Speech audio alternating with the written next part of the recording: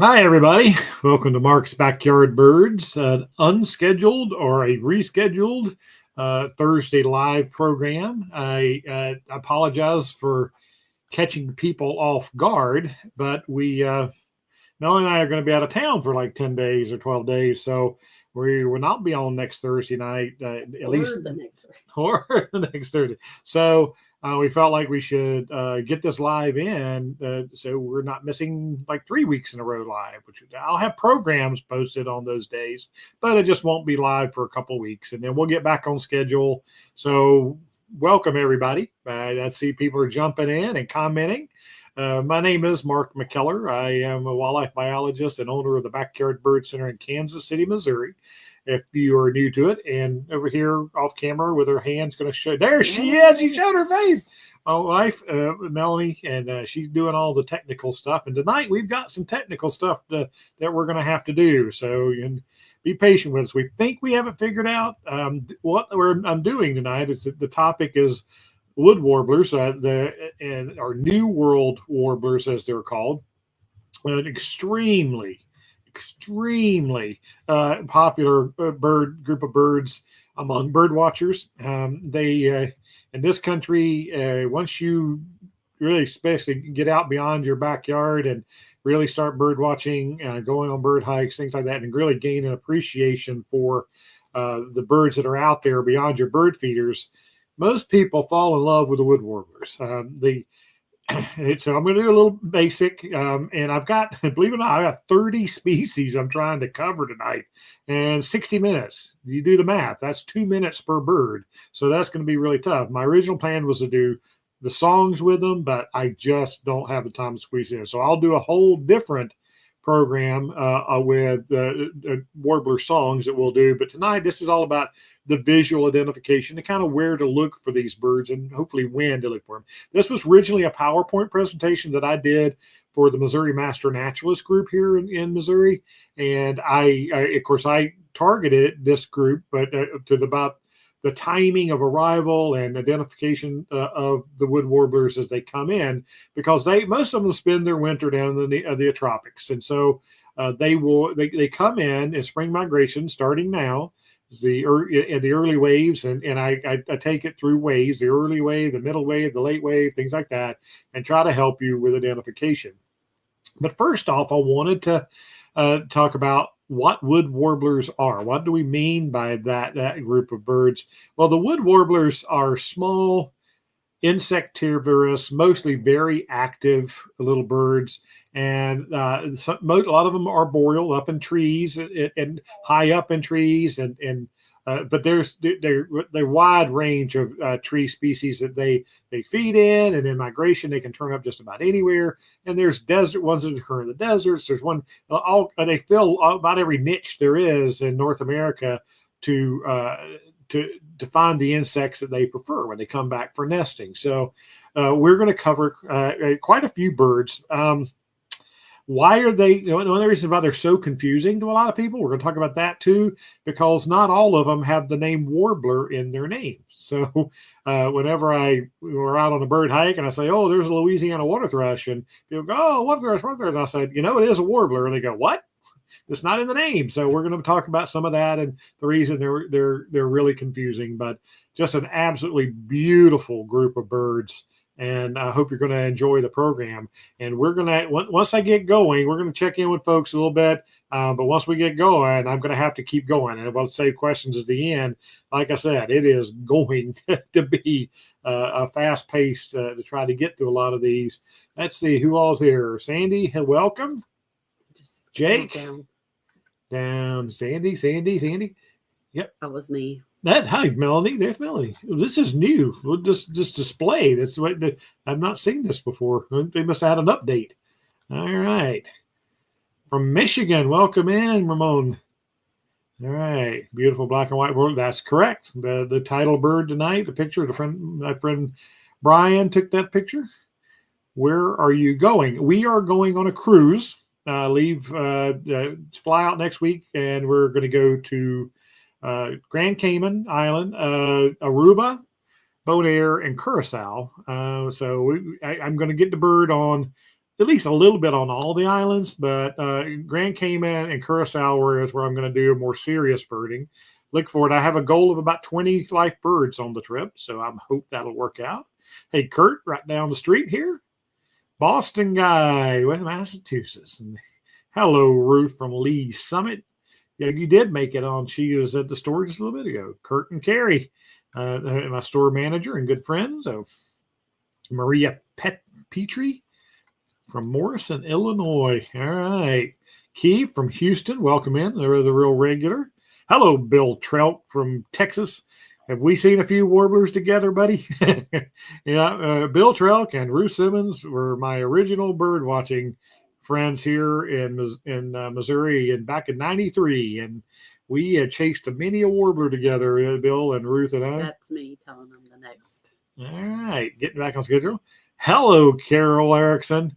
Oh, you're already there in Big Bend National Park. Jan Carol, I knew you weren't on the bird hike this morning, so I knew you were leaving this week. Hello, Lily Pad. Trish here from Southern Alabama. Welcome in. All right. Hi, Ariana. Welcome in. I know you're thinking Arizona.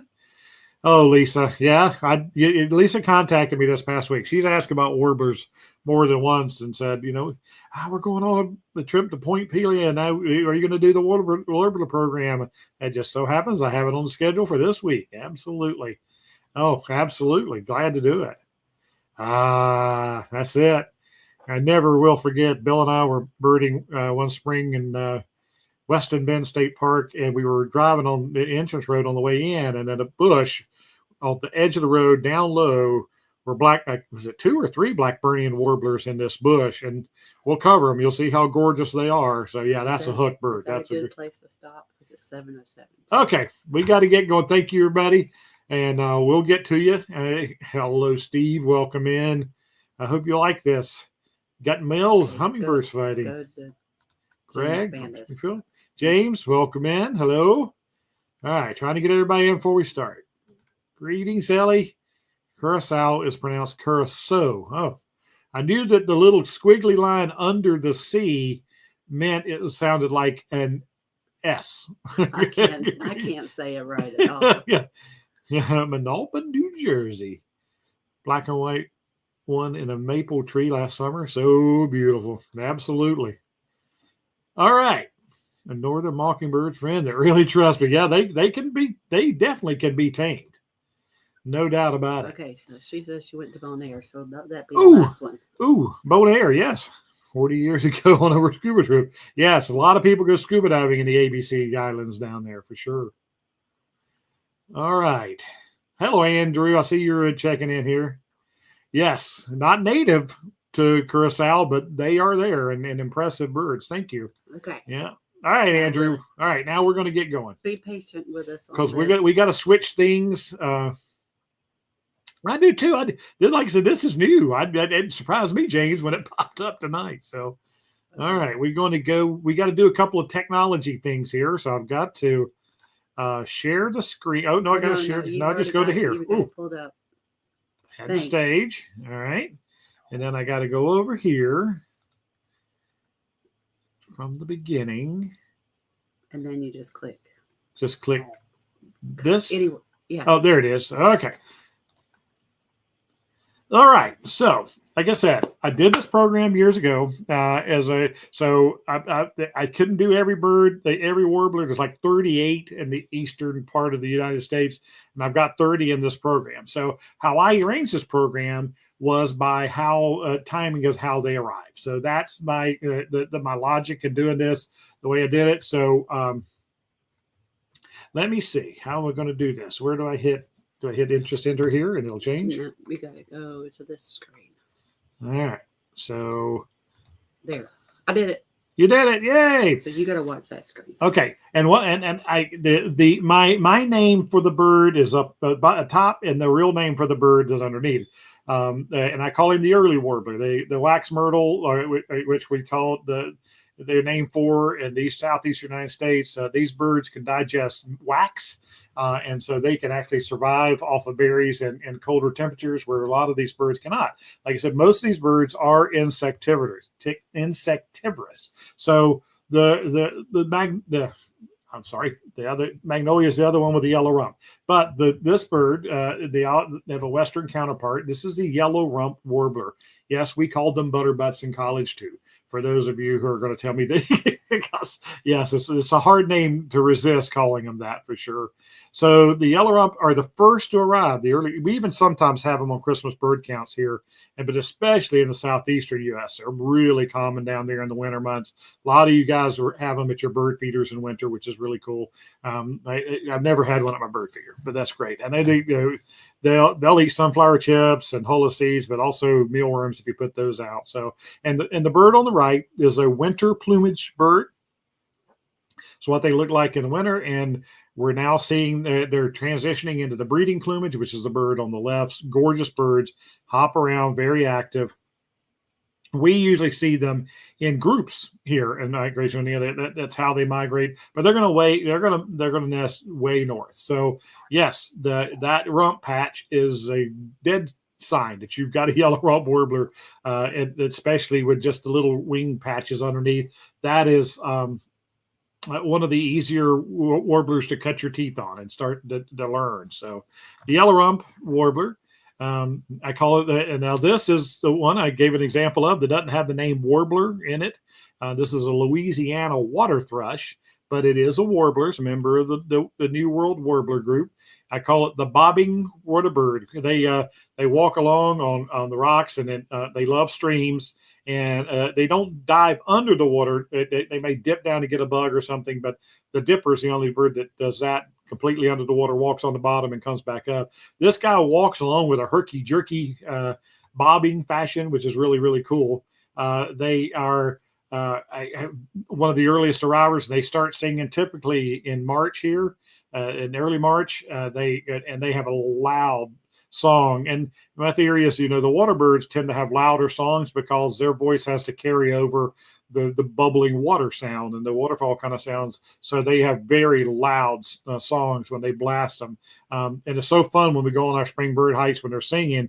I usually say, okay, I'll buy somebody a biscuit, the first biscuit who spots it, the biscuit who spots it first, because they are not very colorful. Most of these birds we're going to see are colorful. This guy blends in, but when he's in the creek bed and he's walking along and he's bobbing up and down, they're easy to see. But when they sit up in a tree, and especially in the spring when there's no leaves on the trees, and he sings and sings and sings, they're amazingly hard to find because they're the color of a limb, of course. So the plain warbler, this is come in just shortly kind of after the yellow rumps, are the orange-crowned warbler.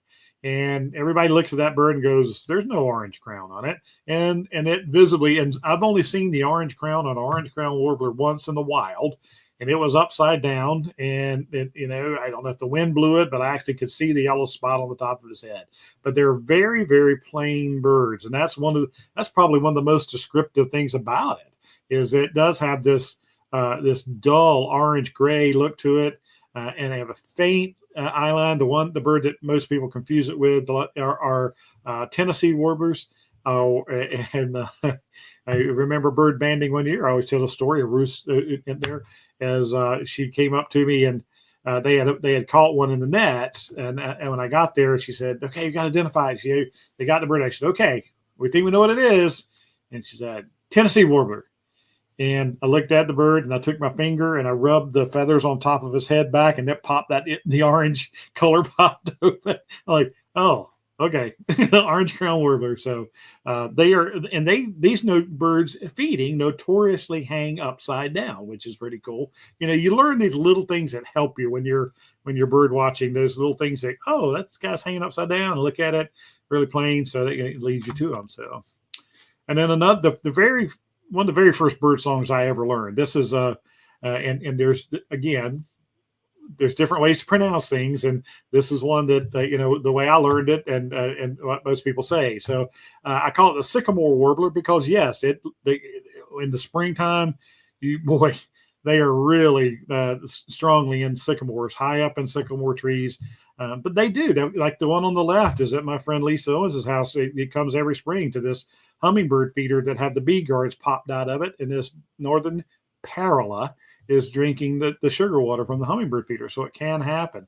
The one in the middle is in some Vinca plants that are on a friend's front porch, and it was bouncing around, and she took some pictures and sent it to me. But the one on the right is how you usually see them.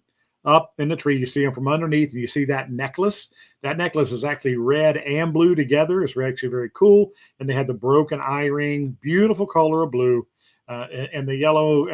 But remember, these birds, these are a dangerous group of birds for people who rely heavily on field guides, because they will look a picture up of a northern Paurula, and boy, they can be so highly varied. Look at the difference in the chest band in the middle bird versus the one on the top. So just know you have to look at those key features when you're identifying birds: the broken eye ring and the white in the wing, and then they know that the yellow's there and the necklace, but that necklace is not always so bold. So northern Paurula is how I was taught to say it. Most people say Paurula, and that is perfectly okay, but the name warbler is not in there. So and the cover bird tonight, the black and white warbler, I call it the nuthatch warbler. The guy, they do act like nuthatches. They cling to the sides of the tree, just like both of these pictures show, and they go up the tree and down the tree and around the tree. And one of the most surprising things I learned about this bird several years back is that it actually is a ground nesting bird, and a bird that acts like a nuthatch is up in the trees. You don't expect that to be a ground nesting bird, but it does act like a nuthatch, and they are striking birds. There's a good breeding male on the right, and then the females will be less boldly patterned. And I think the one on the left is probably a female. I think the one on the left was actually taken in spring migration in Texas many years ago. And then the really yellow warbler. There's when we're out bird watching and people were looking, and people said, "Oh, there's a yellow bird up there." And I think in LA, well, yeah, a lot of warblers have yellow on them, but this is the true yellow warbler. That's its name, and they're beautiful, all over yellow. But this chestnut red stripes. And on the front and on the back, and some birds, it's highly variable, but they're stunningly beautiful birds, and they love willows. We see them quite often around ponds and things like that. In migration, they're one of the most common birds in people's backyards. They used to come to my water feature at the old house every day for a while in spring. I know Ruth gets them pretty commonly at her water feature as well. And in the intro video, that's Kurt and Carrie's backyard of the yellow warbler. That's in their water feature in the intro video. So they are absolutely beautiful birds, the yellow warbler. And the miniature oriole, I call it, the American redstart. Very, very common bird in the right habitat. And I mean, and truly what I'm talking about, these warblers, I'm almost always talking about in the right habitat. That's how common they can be. But in migration, they can turn up anywhere. They can show up. I know one year we had one in the little tree right out front in the store parking lot. We had a warbler. Now I don't even remember which one it was. But they, like I said, in migration they can turn up. We had a common yellowthroat, which you're going to see in a minute, hit a window a couple stores down from us. So they'll in migration you can find them anywhere. But the American redstart is a beautiful bird of typically oak woodlands. Beautiful songs, varied songs. And I was very surprised, and I'll put this out to my birder photographers, I didn't have a picture of a young or a female American redstart. Everywhere this guy's bright orange, it would be yellow. And and I thought for sure I had a picture, and I went to, when I was doing this, I couldn't find one. So anybody wants to send me one, I'll put that out there for sure. And one of my favorite warblers, and again, one of those click birds or inspiration birds, like we were talking about earlier, Bill, the Prothonotary Warbler. Roger Tory Peters said it should have been named the Golden Swamp Warbler. Like I said, I've heard them called many things: swamp canaries, swamp candles. They are cavity nesters, and we talked about in our nest box program a couple weeks ago. This is one checking out a hollow in a tree in the swamp, and they are stunningly beautiful. One of their favorite hunting techniques is they hover in front of a spider web, because there's lots of spider webs over swampy water, and they steal bugs out of spider webs. You'll see them hovering, and you'd watch them. They'll go up and they'll pluck a fly out of a spider web and fly off with them. So really great and beautiful birds. The Prothonotary, I guess, is a yellow color somewhere in the Catholic Church. I think it is, as how I was taught. That there's a rank or a position, and that's where that color comes from. I do like Golden Swamp Warbler better. Oh, this is Elvis. Yes, the Kentucky Warbler, and we call him Elvis because of the sideburns. Beautiful, very low in vegetation bird. They are down on the forest floor, up into the low shrubs feeding, and they belt their songs out, and they can be very, very secretive. It can be hard to get them up to where you see them in the open, but when you do, this incredible bright yellow bird with the sideburns, and it's hard not to make the Elvis voice, Kentucky Warbler. But that's we're nerds. Birds are nerds. So this is the Kentucky Warbler, again, a low vegetation warbler. Oh, the little masked bandit, the common yellow-throat, another bird that does not have the name warbler in it, but it is truly a warbler. And they are this. I know the picture. Were both of these taken in your yard? I think, Ruth, it's your water feature. I always call them the masked bandit, and you can see why. And again, all these pictures I'm giving you, I want to make sure you talk about. These are breeding spring adults. Now, there's a whole different program for fall warblers. Peterson called them in his field guide confusing fall warblers, because it can be quite confusing when they're young plumage or transitioning. So these are nice breeding males on most of these. And they, as their names, or like I said, water features, they love the cattails and swampy water and wet. And, we've had them a lot on our breeding bird surveys in wet prairies. So not where there's standing water, but it's very wet, low areas and the vegetation there, the common yellow-throats. And they say, Wichita. It is a beautiful, beautiful bird, like most of these are. And the bird that I consider a true ground warbler, we had the Kentucky Warbler, which is a low bird. We had, and actually common yellow-throats are very low in their wet vegetation. But to me, this is the ground warbler. This is an Ovenbird. Again, no name warbler in it, but it is a warbler. And it has that orange central cap there, brown, very camouflage, and it walks along a lot on the forest floor. And so a lot of times they can be very hard to see. If you're brown and you're on the forest floor, that gets to be hard. You have to see it moving. They're very, very vocal, though. They have a loud, increasing teacher. And that way, and they sound a lot like a Kentucky Warbler. So you have to study those to separate those out. The Kentucky Warbler doesn't rise in inflection, the Ovenbird does. Beautiful bird. Very common in Florida in the winter down there. I've seen them several times, and even the lower Rio Grande Valley area in the winter as well.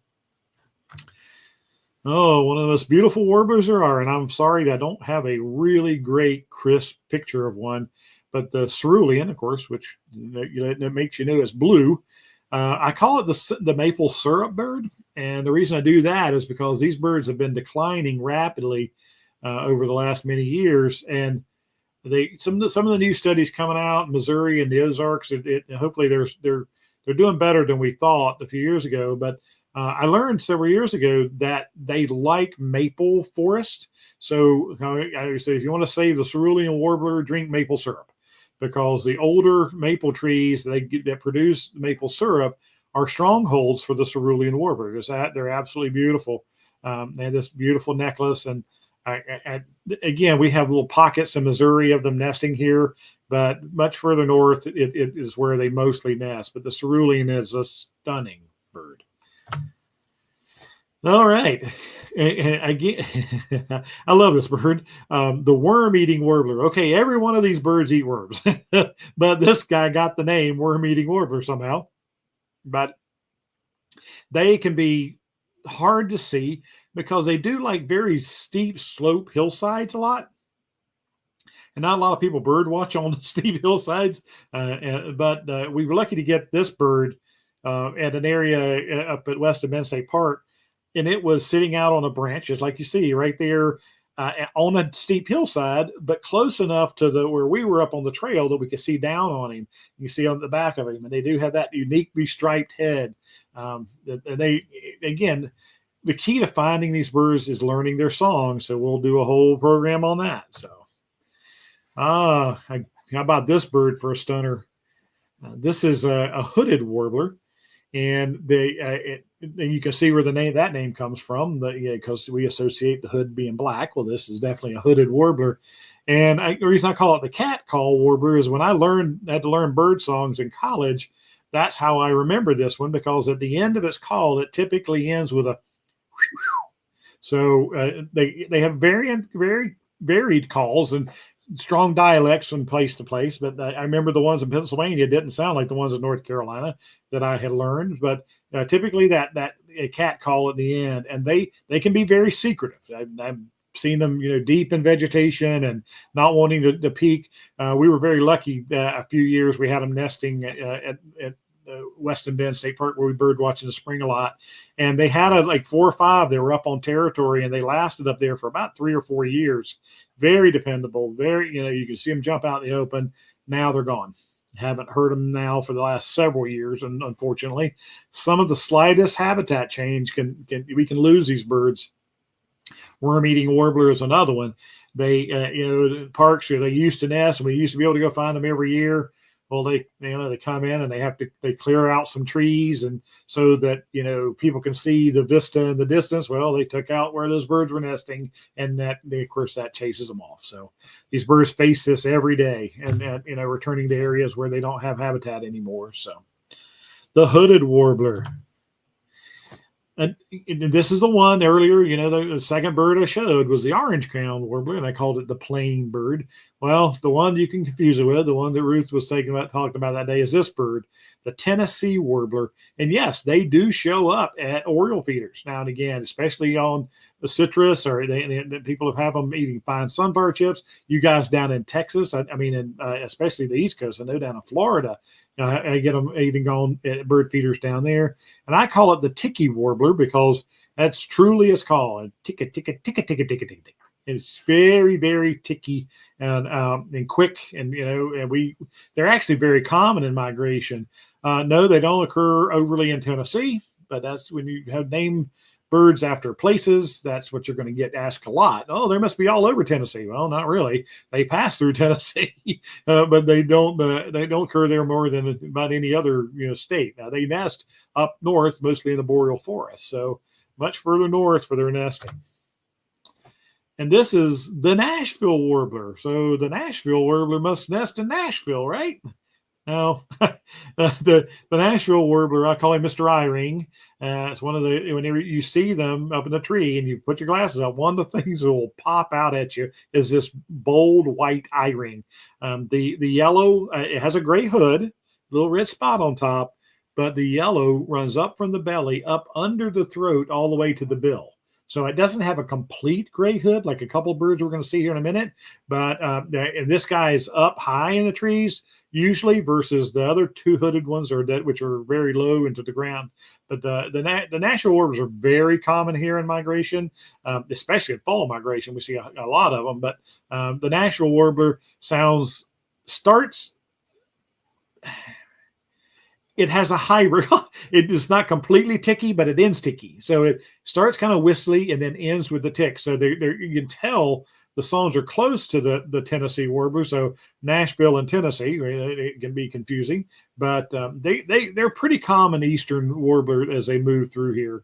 So they're one to be looking for. Just about anywhere. And this is a bird that really occurs a lot in Florida and winter and some of the southern states. This is a palm warbler, and they bob their tails. They bob along and they'll pump their tail regular. And there's 2 distinct races. There's the eastern race on the right and the western race on the left. The western race is more white not as much yellow under the belly, whereas the yellow in the throat and yellow in the under tail coverts. But the eastern race has this more yellow overall look underneath. But they both have that rufous cap. And again, their action. This is a bird that their action alerts you to the identification by pumping their tails as they're walking along on the ground. And they do spend a lot of time on the ground. I remember birding in Florida in winter years ago and finding like 25 of them around a water in a cow pasture. It was just a little pond, kind of a dried up pond. And these little, I look out there and all this bobbing going around, and it's these palm warblers around this little water pool. So like a bird that action can actually identify it for you. This is a bird that is very common out east in migration, and we get them in here in this through the heart of the country too. It's called a black-throated green warbler, and then this is a female on the right and a male on the left. Not all of them, not all warblers are sexually dimorphic, but several of them are. The black-throated green, and again, to me, it just jumps out at me because of his call. It's very distinct, buzzy, zo-zee, zo-zee, zo-zee, zo-zee, and you pick up that call, and you can't mistake it. There's the other bird that sounds a bit like it is the black-throated blue warbler, which I don't have in the program, sorry, but it's just zo-zee, whereas this one's zo-zee, zo-zee. So, again, learning the songs is really important, but they're just stunning birds.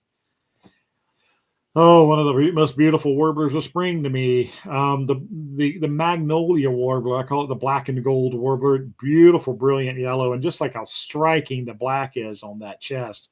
That's the other one that actually does have a yellow rump as well, like from the yellow rump we saw first.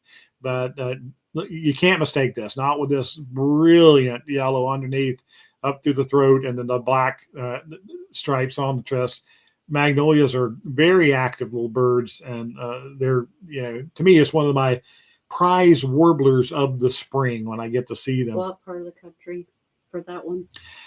They nest north. They nest up in most of the north of the region. They migrate from the tropics through the heart of the country, through the eastern part of the country, up into their nesting grounds, up in mainly the boreal forest is where you find a lot of them.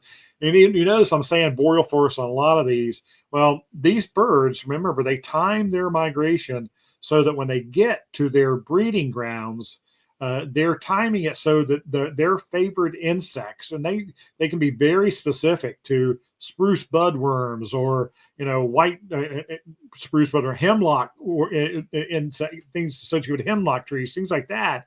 And we call it partitioning of the resource. And so in one big spruce tree, you can have these Magnolia warblers feeding at in the middle elevations, and you can have the yellow-rumps feeding higher, and the Cape May warblers feeding. So they partition out. Some feed near the trunk, some feed out toward the end, but they share that resource, and so they're taking advantage of the specific bugs, even within a tree, that they know will help feed their babies. And in years that when certain of those type caterpillars and stuff hatch, and big numbers, boy, they're feeding those babies, and you got high survivorship and everything. Some years, the drought years and things like that their hatch is suppressed.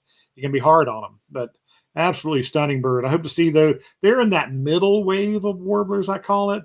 We had those early warblers we talked about, and now we're into that middle wave that come through. They start. Early waves now, the middle waves coming through in the next 2 weeks. We peak migration in Kansas City about May 10th. And so that's about peak for there still being some of the early warblers here, and the middle wave is coming in, and you might get some of these late warblers at the end of that. But when people try to do big days, I get a lot of people who try to see 20 warblers and species in a day. Well, they pick that peak around here around May 10th. They go out and try to see as many warbler species as they can in a day. Okay.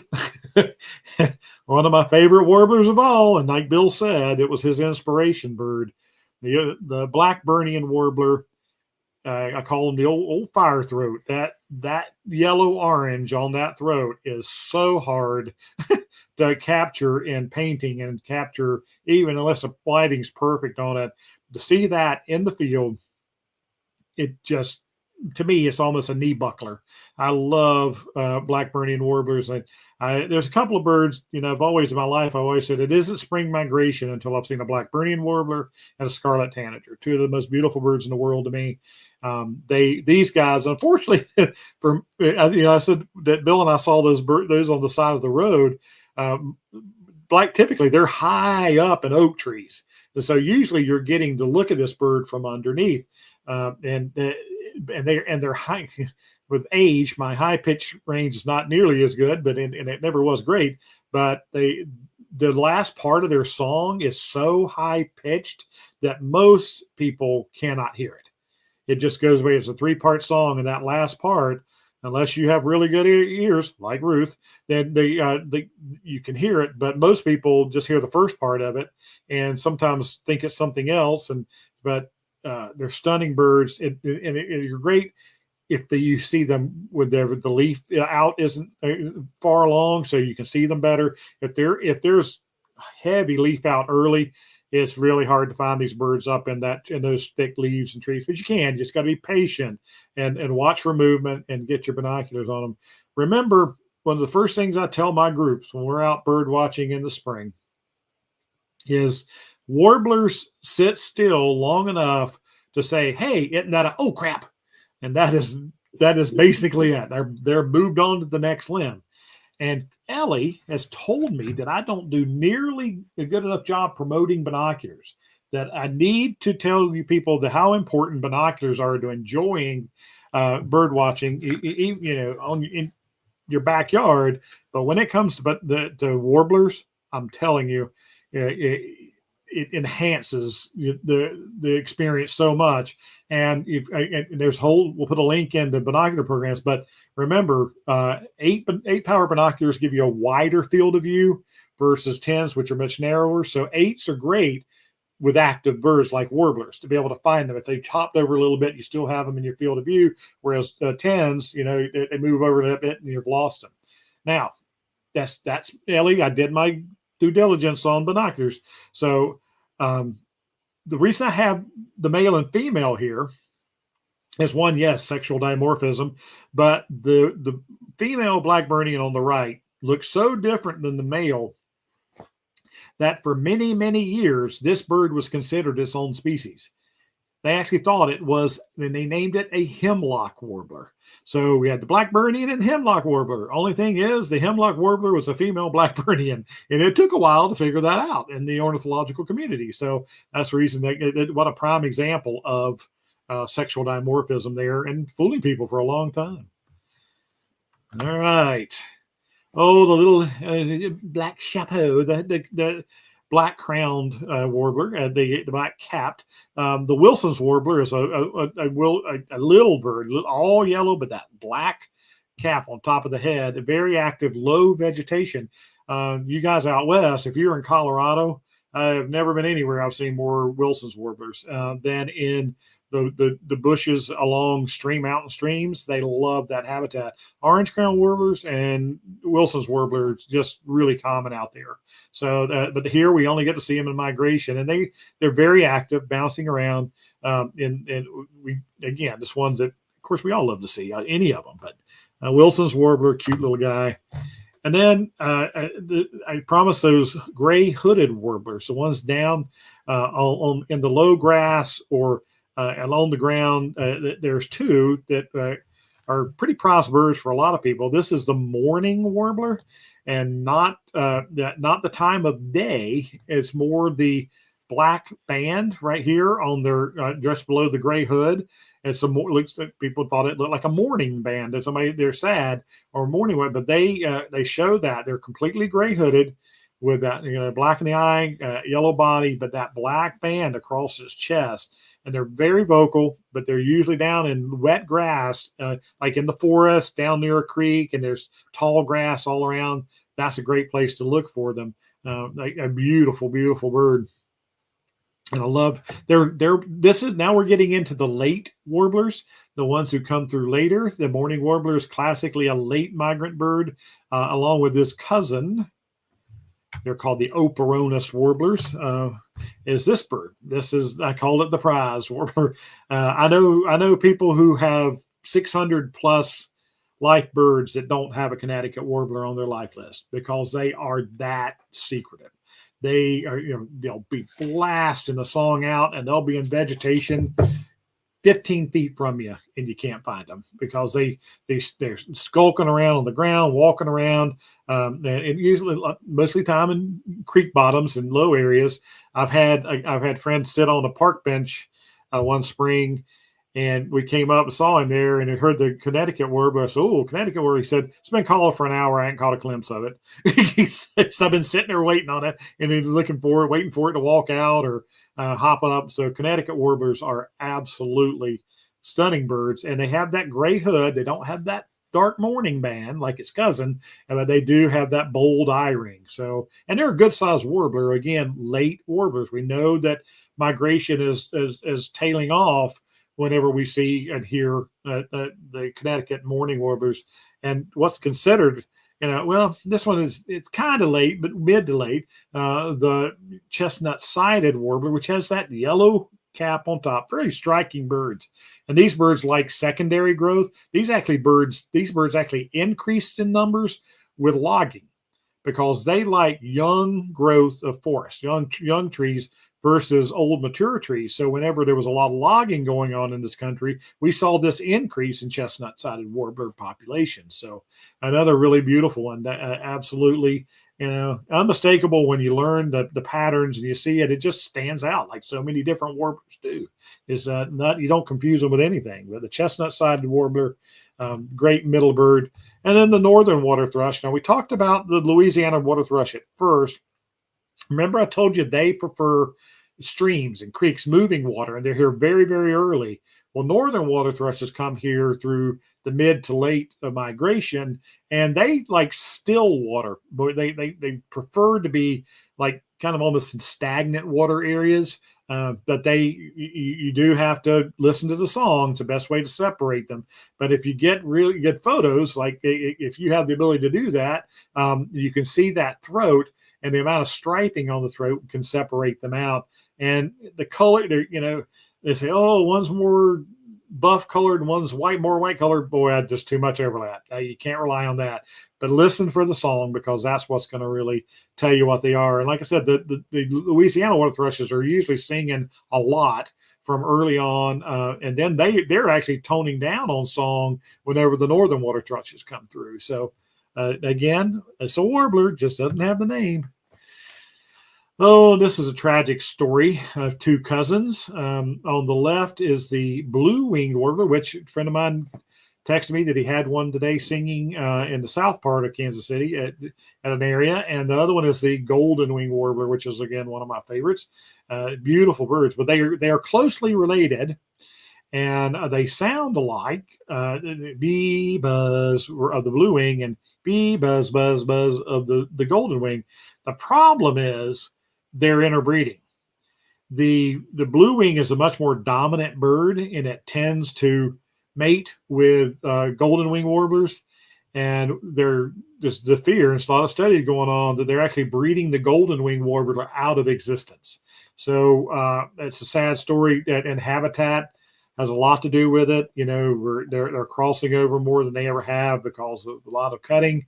But the blue wing warbler and the golden wing warbler, two great birds to see and to look for. And you guys out east probably have the overlap zone for them, and their nesting is a lot out there in that Ohio, West Virginia area out there, Pennsylvania. I know we had them on both of them on our nature center in Pittsburgh in migration quite commonly, and probably nesting too. So two gorgeous warblers. And then the chickadee warbler, I call it, the blackpoll warbler, which this blackpoll warbler is truly significant of the end of migration. Two things go on in spring migration that bird watchers watch for. One is when we start seeing a lot of blackpoll warblers, and they do very much look like chickadees. You see the white face and the black cap and throat area, but they also have pink legs, which is very great because you usually see these guys high up in trees, and seeing those pink legs from underneath can help identify it. They're very ticky birds, ticky, ticky, tick, tick, tick, very ticky, ticky.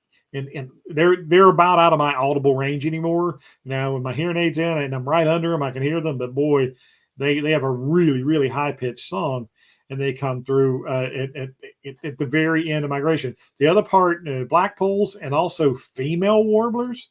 The female warblers migrate later than the males, and so when we start seeing a lot of female warblers, we know that the warbler migration is winding down, and the warbler migration is parallels with tanagers and grosbeaks and everything else. So when you're a bird watcher, warblers are that important to you. You gauge the rest of migration kind of by where those warblers are coming through.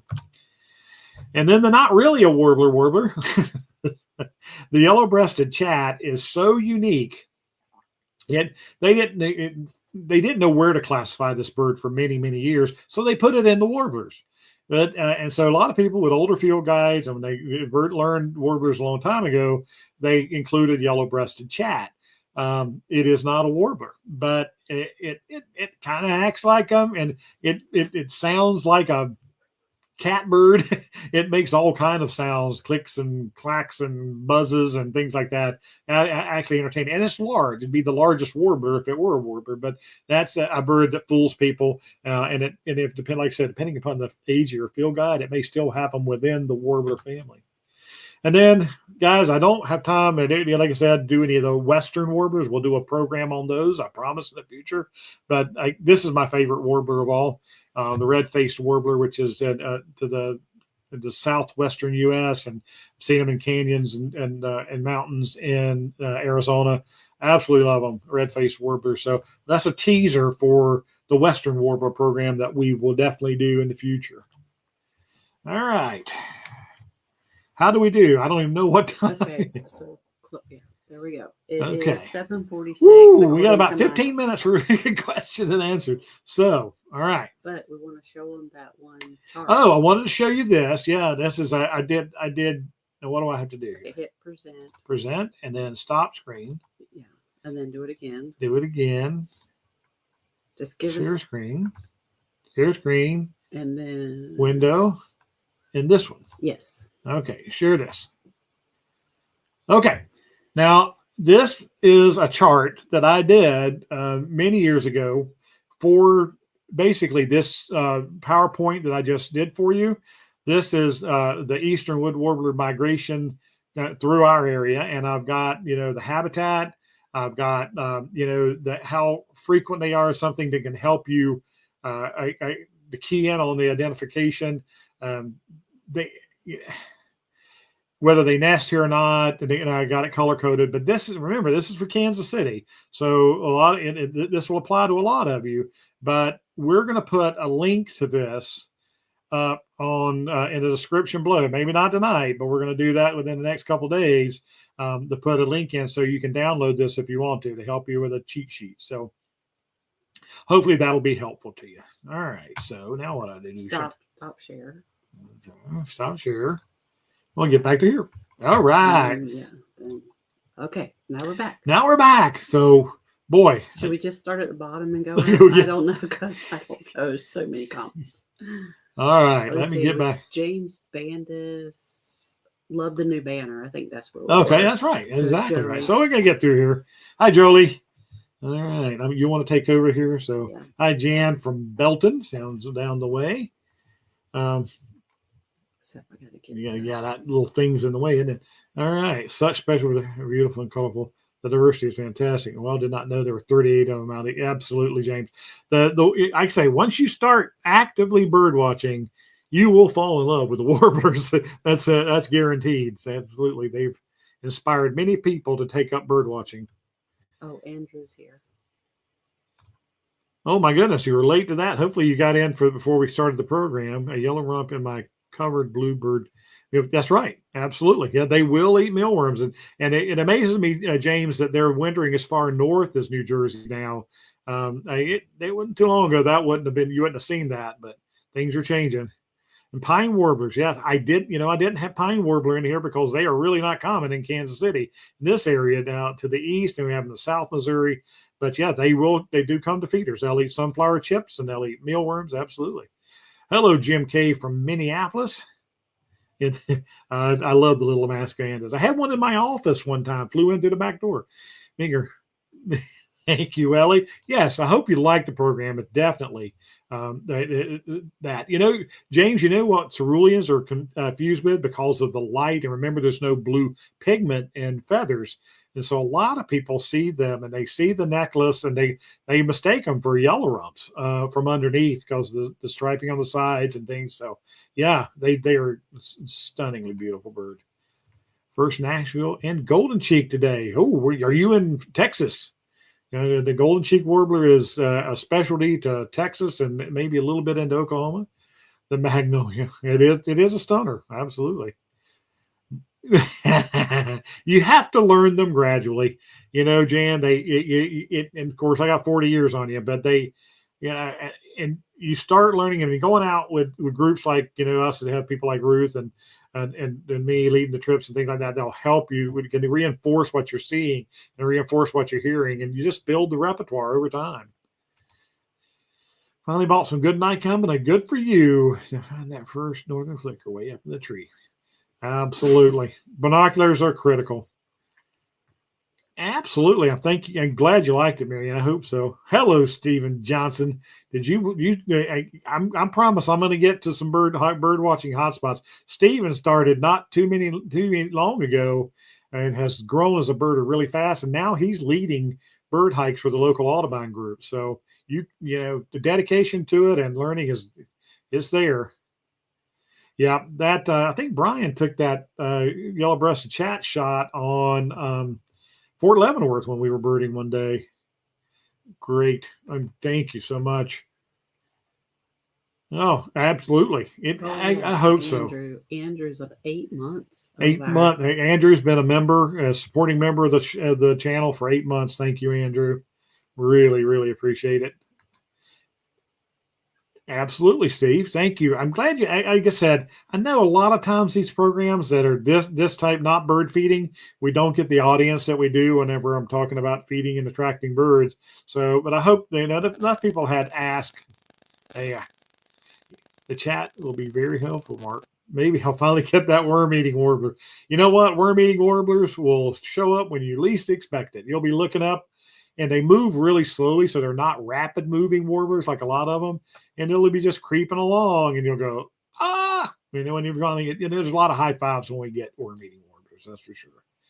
A lot of warblers really trying to learn warblers, but this is, well, thank you, Sandy. That really makes me feel good. I try, and like I said, we've all been there. We've all started somewhere, and I try to use that as a base for, what was I thinking back then? How did I learn that? What did John teach me here? How did I learn it? And so, yeah, I'm glad you enjoyed the video. I really do. And you can go back and play it as many times as you want.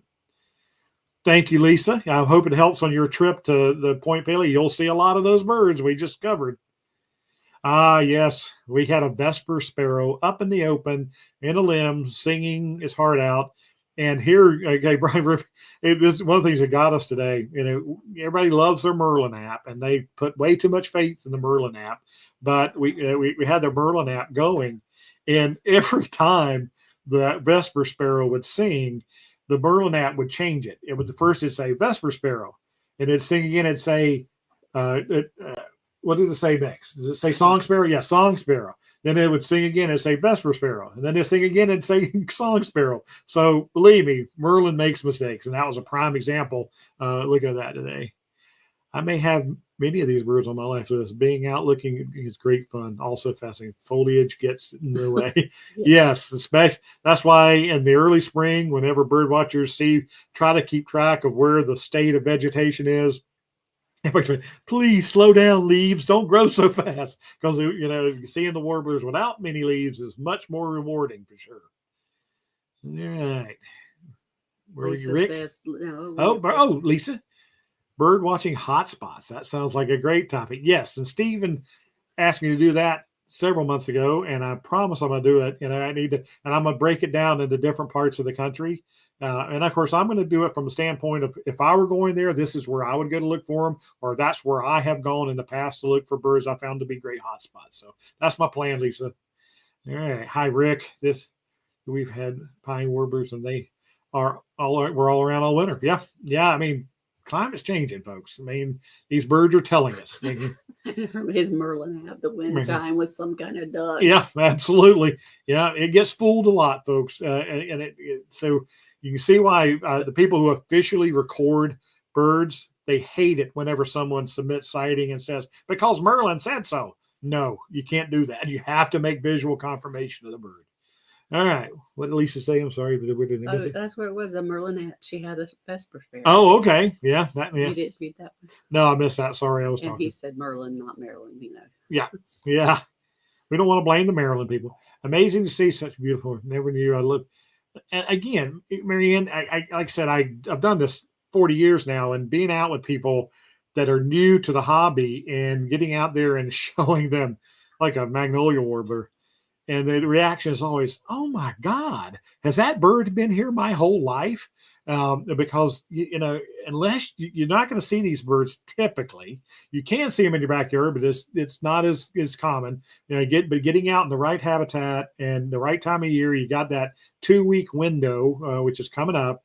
They're your best chance. And that's why birders, I've known birders who took off the first, usually it's from like the 5th to the 15th every May, just for the warbler migration, because they don't want to miss it. It's just such a show, and that's great. Good program. Learn the green birds I see, and that includes the warblers. There's a lot of green birds out there, that's for sure. Olive is a great color. Wow, we're caught up. 4-2. Man, again. Thank you so much. I mean, don't forget to give us a like and give us a share, and check in the program description below the program. Like I said, I probably won't have it up till tomorrow, but I will have a couple links in there. And if you, like I said, you can rewatch the video as many times as you want to help, right? And skip to different birds you want to learn more about. But it was a fun exercise, and like I said, we talk so much about bird feeding and bird houses and things like that. I thought this was a nice break and very timely. I'm hoping you're going to get you out there. There's James. James. All right. Okay. Got my mealworms out, and the grape jelly and the oranges. Baltimore houses and orange ribbon blowing out Baltimore Oriole feeders, I hope, because Orioles don't nest in cavities, so they're not going to nest in a house. I hope you looking at your yard, James, you are poised to attract Orioles. Now it's up to the state of blooming and everything in your area as to getting to see them. We're waiting for them too. We've got oranges out. We've got jelly out. We've got 2 hummingbird feeders out. So really waiting for them as well. Got some pics of a male and female red-breasted merganser. Nice. Yeah, that's a migration duck for us here. They nest much further north. I love the mergansers. Great fish-eating ducks. Thanks, Mark. Oh, Jan, thank you so much. I think you'll really like that chart. Like I said, it's dated. I mean, I definitely did that 10, 15 years ago now. I did that. But it should be very much in Northern Michigan. Tell that's right. Yeah, that's about right timing for them up there. We're caught up again. And to remind them, we won't be live again until May 8th, okay. unless we have really good internet or something. Yeah, that Melanie's reminded me that we're not going to be live next week or the next week unless we have really good internet connection on the ship or something, and I can improvise something down there. I'm going to try to do some recording of the birding places that we go and the lists that birds I've seen. But you guys know I'm not a photographer, so I'm not going to be taking great pictures and getting them up there. I wish I could. But, I'm going to try to give you an update from down there at least, and how my quest for 20 new lifers is going. I'd love to exceed that, but my guess is 12 to 15. But, hey, I'm going out with folks.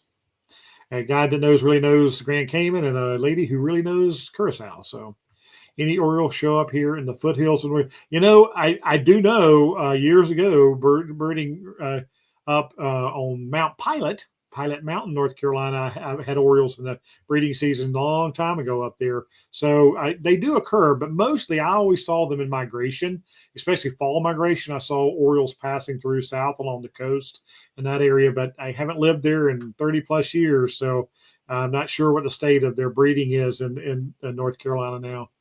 I would think, like I said, historically, they have been more foothills and mountainside than they were to the coastal side. And several photos of female wrestling. Hey, I'll put a couple of the. Thank you very much, and I would definitely use them, Sandy. I know if I'd asked Brian ahead of time, or a couple of these folks that have probably got pictures of them, I just thought I had them in my file, but I just definitely didn't. Thank you, James. We are looking forward to a relaxing. What's the name of the ship? Grandeur of the Sea. Grandeur of the Sea. And Norwegian cruise. Yep. No, it's Royal Caribbean. Oh, Royal Caribbean. Sorry, Caribbean. Wrong one. Shows you who booked the trip. Not me. Sounds like it is going to be. Like I said, we're looking forward to relaxing some, but I'm also always looking forward. I'll have my binoculars looking out at the ocean, looking for red-footed boobies and brown boobies and some of any pelagic. I'd love to see a white-tailed tropic bird. It'd be my dream bird from the ship. So I'll be looking. Melanie, we're eating her book, and I'll have my binoculars sitting there on the launcher. There's be good planet stuff too while we're seeing the planets in line or something. Oh yeah, there's supposed to be some pretty cool planet alignment stuff. We're gonna be looking for that. Taking my spotting scope, my small spotting scope, and I'll be looking at the planets. There's a bird. I have a little bit. So great bird watching hotspots. Excellent. And then I haven't been there in 10, 15. 2006. Well, I was there with. I didn't do London though. Yeah, 2006. Last time I bird watched in London. I went out to a wetland, a mare, out on I think the southeast part of London. I went to a couple of Kensington Park. I got my rose ringed parakeets and so yeah, I did some bird watching around. But I will keep your contact information if we get to go back to England again. I would love the bird get some hot spots there in the London area. Okay. Yes, you can. The YouTube community page. I'm not really sure how that all works, but I know you can post pictures in the comments on the post. I don't know if I am the only one that can post. Oh, okay. Yeah, but on Facebook, if you go to the Facebook community group, Mark's Backyard Birds community group on Facebook, you can post lots of pictures. I have tons of people post pictures on there, which are very helpful. I can download them from there and use them. So I will put a post on the community page to say share your pictures here, and you can put them in the comments. I think. Okay, Melanie's going to try to set it up to show you where you can install it. It's just a little more complicated than Facebook, so haven't done one in a long time. But I remember they feed you from the. Oh yeah. Oh yeah, you can definitely gain weight on a cruise ship. The food is always available to you. Oh, producer Sophie is up on the couch tonight. She just, she gets fidgety down here. So yeah. And especially if our son comes over, she wants to be up there with him. So, absolutely. Producer Sophie, she's still hanging in there, almost 17. So, she's something else. Yeah, we got somebody staying with her to take care of her while we're gone. So, oh, excellent! I love it. I love it. We bird watched at a youth hostel down near Salisbury many years ago. Went to Stonehenge and that kind of stuff. But that was a great farm that we stayed on. And I got lots of live birds on that property just because it's my first time birding that area. And so pretty much everything was new. So, yeah, anywhere I go, I'm telling you, I will be bird watching. Thank you, Lisa. Thank you so much. A lot of libraries have birding backpacks. Oh, that's nice. Yeah, I know the Missouri Department of Conservation certainly does that at their nature centers. You can go and check out a backpack with binoculars and books and things like that, and spread the word. Brian and I on our bird hike on Sunday, it was very, very windy Sunday, so not only people showed up at our lake hike that we had on Sunday, but there was a young scout that showed up because he had to go on a bird watching outing with an expert for his merit badge. So he came and we had a great time with him. We taught him how to use his field guide. We taught him how to use his binoculars and focus his binoculars and find birds. And he just had a grand old time. We've got to get young people excited. We've got to get people wanting to help birds and protect birds. That's a lot of bad stuff going on with birds. We appreciate it. We will see, in a couple of weeks, maybe sooner if we can. We're going to try to do that. But everybody be safe. Have a wonderful time, spring migration. Get out there every day that you can over the next 2 to 3 weeks, because I'm telling you, every day brings in something new. So put yourself in forest, on field edges, and prairies if you can. Ponds. Water is so key to these birds in migration. So I really like to bird watch along rivers and streams, and during spring migration. I like to start high up on hills in the early morning because birds are falling out after night migration. So a lot of times there's birds high up in the morning and they disperse out into the forest and then down into the lower reaches later in the day. Guys, thanks so much. If I missed your question, I'm so sorry, but we will be back with you and we'll be ready for more questions. So until next time, let's talk birds.